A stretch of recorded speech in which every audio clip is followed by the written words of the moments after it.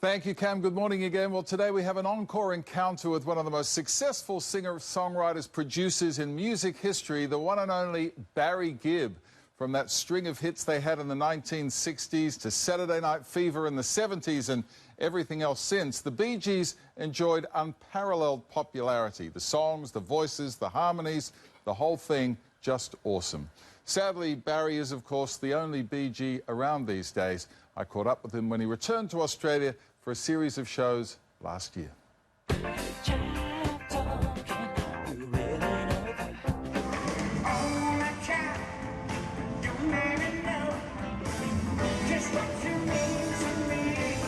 Aussie fans feared they may never see a Bee Gee on stage again.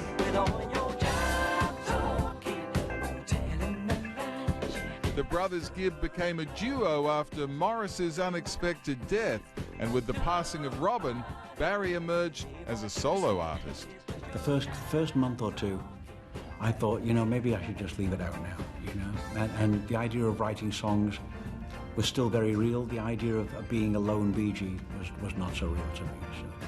But then I gradually, over time, came to realize that what it is I started doing, which was getting up and singing, before my brother started doing it, was still there. So I just needed to become me. Oh no, don't go. After emigrating from the UK, Queensland became home for this band of brothers. Do you still call Australia home? I certainly do. I certainly do. Whatever happened to us after we left Australia, our groundwork was done here. That groundwork produced an incredible repertoire of songs, and the 60s gave us hits. It's only words, and words are all I have to take your heart away. After hit. And the lights all went down in Massachusetts. After hit. I started a joke. Started the whole world crying. And that was just the start of it.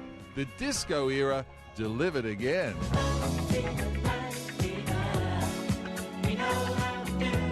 Saturday Night Fever becoming the 70s soundtrack. The truth is, we didn't know it was disco, and we were trying to find a way of reinventing ourselves, because it was the end of the 60s, and at the end of every decade, people get ejected. And we thought, well, maybe it's over. And so we were a little bit lost for like 3 or 4 years. We always used the term that we couldn't get arrested. We've been around the American Billboard charts for 45 years. That was astounding to me, because we didn't count. We never looked back, It's the Barry Gibb Talk Show. Tonight, Barry's guests are...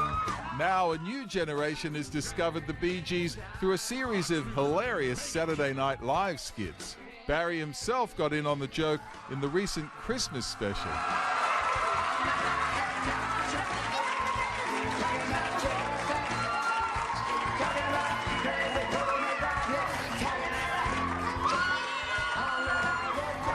With over 50 years in the music business, there is no denying the impact the Bee Gees have had on popular culture. Much as this is a celebration of your music, it's obviously a reflection that there are a couple of people missing on stage there. Always, always. How do you process that?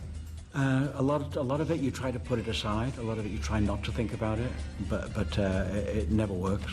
And so when I'm alone on stage, or when I'm up there on stage, they're there. So it never goes away. Never goes away. And their thoughts and their personalities are imprinted on my heart. They'll never go away. Yeah, they were great shows. I've got to say, a very bittersweet experience. The music, of course, fabulous, but with the brothers gone, it just wasn't quite the same. But Barry's Mythology tour, still very much a family affair. He was joined on stage by his son, Stephen, who's a great musician, and Morris's daughter, Samantha. So keeping the whole Bee Gee legend alive. Fantastic tunes they had over such a long period. Yeah, wonderful. There you go.